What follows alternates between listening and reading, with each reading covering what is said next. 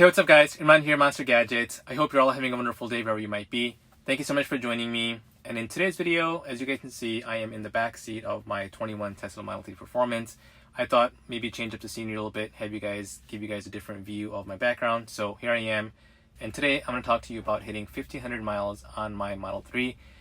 And it's been in service twice now. So I'm going to talk to you about what happened and my experience through the service center. So let's go ahead and dive into it.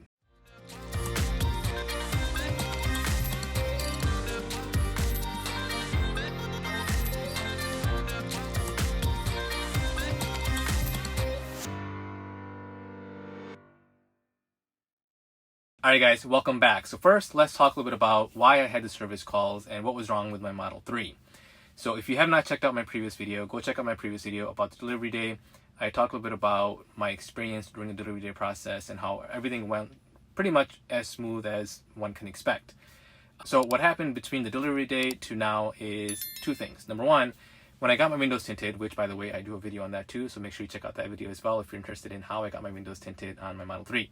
But anyways, when my car was in shop, I noticed that there was a scuff or a mark, if you will, on my spoiler, which I have actually never noticed, even though I've hand washed my car and had never noticed that spot there before. So I thought maybe the people that had worked on my car, somehow it was damaged while they were working on it. So while I did video that whole experience, I made a video on the shop and how great of a job they did.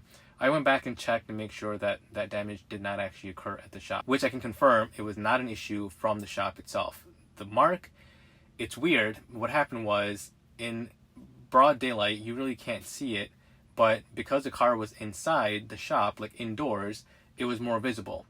And so I went back with my footage. Again, the shop didn't have anything to do with it. It was an issue prior to. So I contacted Tesla and said, hey, I realized this mark now on my spoiler, which I have never noticed before.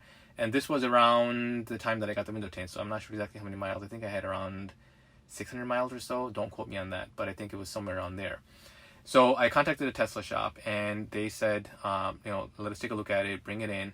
I took it in, and they looked at it and said, okay, well, this looks like that it might have been a paint job issue. So even though I didn't notice it at delivery date, even after the fact, they said that this was an issue regarding the paint and the clear coat that goes on top of it. So I guess you got your normal paint layer. This is how the representative explained to me. They obviously put the paint on the car and then put a very thin clear coat that gives it more of a shiny, deeper look onto the paint. So somehow when they painted it from the factory, that clear paint got onto the spoiler, and that's what left that mark that you guys saw on my spoiler, which again wasn't visible in daylight, but was visible indoors. So even though I've washed my car in the garage, I never noticed it until, again, I went to the tint shop and noticed it in a different light, maybe indoors. So that was the first issue. So I did leave my car with Tesla at the service center for about 3 days, and they went ahead and replaced the whole spoiler and replaced it with a brand new one. So when they replaced it, it had to sit for 2 hours minimum, and they said they wanted to keep it 1 day extra just to make sure that everything is good and it's stuck on there like it should. So it was in there for 2 days, and I was able to get my car back, no problem. They did take care of me from a loaner standpoint. I wish they would have given me another performance model, but they did give me a 2020 long range model. It had about 40,000 miles on it. So it ran perfectly fine. There was no issues with it whatsoever, but it also gave me a comparison to a long range versus a performance. So if you are in that ballpark of, hey, should I upgrade to a performance versus a long range? I will tell you, if you want that acceleration and you want that boost, then I will certainly say the performance is a huge upgrade. Don't get me wrong, the long range model is still super fast. It still will put you back in your seat, but the performance is just a little bit better. So that was the first time I got to actually compare driving a long range to my performance, which was a great experience. And now it just kind of gave me that stamp of approval that yes, I made the right decision. It's one of those things where you kind of have this gut feeling like, oh man, should I have bought the long range model or should I have stuck with the performance? So after driving the long range and comparing it to the performance that I have, hands down, I am happy with my purchase of the performance. Even though I was before, it just kind of gave me like that extra stamp of approval. So, all right guys, sorry about that. So the air had come on and there was some background noise. Anyways, we got that off. So that was issue number one. Issue number 2 was a small little scuff that I had noticed on the right by the scroll wheel on the left hand side after taking delivery. And I want to say, and I'm going to give a big shout out to Tyler, my representative at Tesla of Naperville, Lyle. This guy is absolutely amazing. He took care of me, hands down. Again, the best car buying experience that I've ever had. But basically what happened was I realized that this scuff was there. He told me he'll take care of it after the fact, not a big deal. And at that time, we were coming towards the end of Q1. So he did say, hey, you know what, we're coming in towards the end of Q1. We're going to be super busy. Do you mind waiting?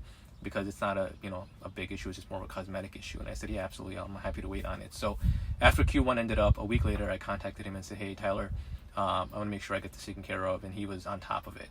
So basically what happened was when my car was in there for the spoiler, they also were going to go ahead and fix the scroll wheel, that whole assembly, that whole portion of it, including the side, and basically replace it with a brand new one. So when I took it in, unfortunately, they were not able to fix it at that time because they had some issue with the part that they had received. So they promised me they would send a technician out to my house. That's why the service car was out in my driveway to come back and fix that. So regarding that experience, it was pretty cool. I basically, the service center had basically scheduled that in-home service appointment, showed up on my app. I confirmed it, and basically they told me to go ahead and leave my car where the service technician can access it. So of course I left him in the driveway. The service technician arrived on time. He basically was able to get into my car by himself. Didn't have to do anything to it. He went in and fixed it, and I went in and basically took my car and took my kids someplace else, my other car. And when he got done, he locked up and left, sent me a text message saying, hey, you're all set to go. The car locked itself. Let me know if you have any issues. I replied back and said, hey, thank you so much. Got home, looked at the car. It was basically like brand new. That part was fully replaced. No issues whatsoever.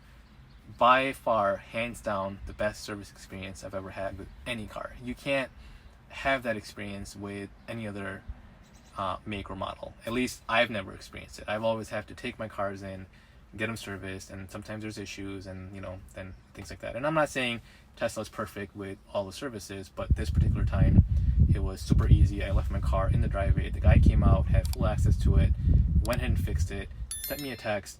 I was done, didn't have to be there, didn't have to do anything outside of leaving my car in my driveway.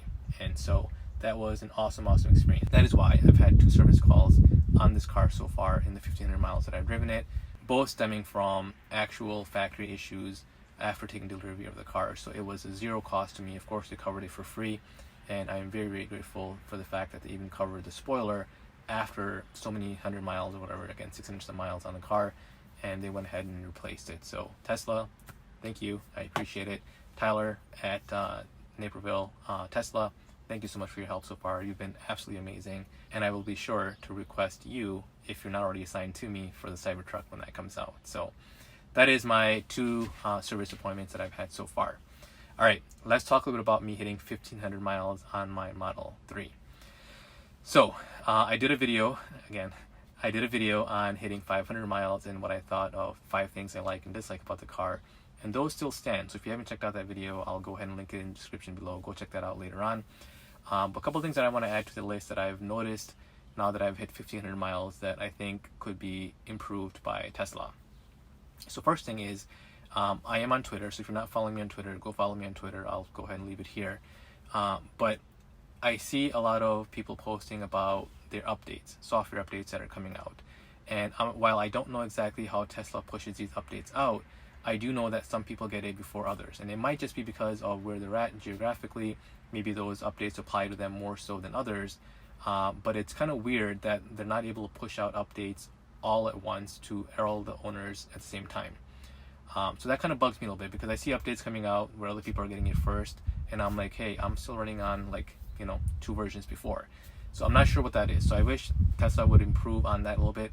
If you have knowledge of why that is outside of what I just mentioned, let me know in the comment section below, because I'd love to know why Tesla does that and understand it maybe a little bit better. But right now, that's one of the things that I wish that they would improve on. All right, the other thing that I want to mention is it's not something that I dislike. It's more of an annoyance, and it's happened twice so far. So it's not a huge deal, but I think it's worth mentioning. And I'm still trying to figure out if it's my phone or if it's my actual display of the car. So a lot of times from a Bluetooth standpoint, from music standpoint, it does not sync in with my display. even though the Bluetooth is on my phone and it has connected previously, it just randomly loses connection. So what I end up doing is I end up restarting my computer, my display, by pushing both of the scroll buttons down for a few seconds and holding it there, and then letting go, and then it goes ahead and resets the display, and then my Bluetooth and my phone connects to it perfectly fine. I haven't had any other issues with like my earpods and other Bluetooth speakers that I use at home with my phone. So that is the reason why I believe that it's not my phone that's the issue. It's more of the Bluetooth connection to my car. So again, only happened twice so far. So it's not a huge inconvenience, but it's one of those things where, you know, if you can live without it and not have that issue, that would be wonderful. And I'm sure with software updates, that can certainly be fixed. So those are the two things that I have now, two things I can add to the list of things that I think Tesla could improve on. But outside of that, again, I've had a great experience so far. Every single time I get in my car, I absolutely love driving it. I always have a smile on my face. I am collecting video clips of myself beating other cars. I've posted some on Twitter, but I'm gonna go ahead and make a collection just from a Tesla cam that I was able to utilize, where people have kind of challenged me, if you will, whether it's off red light or just a rolling challenge. And of course, you can't turn that down. So I'm gonna put that together and hopefully release that as I get more and more clips added. I'm thinking once I get like 10 or 15 clips myself, I'll go ahead and upload that video. So make sure you guys stay subscribed for that. Alright guys, that's it for this video. Hopefully you guys enjoyed it. If you did, make sure you give me a big thumbs up.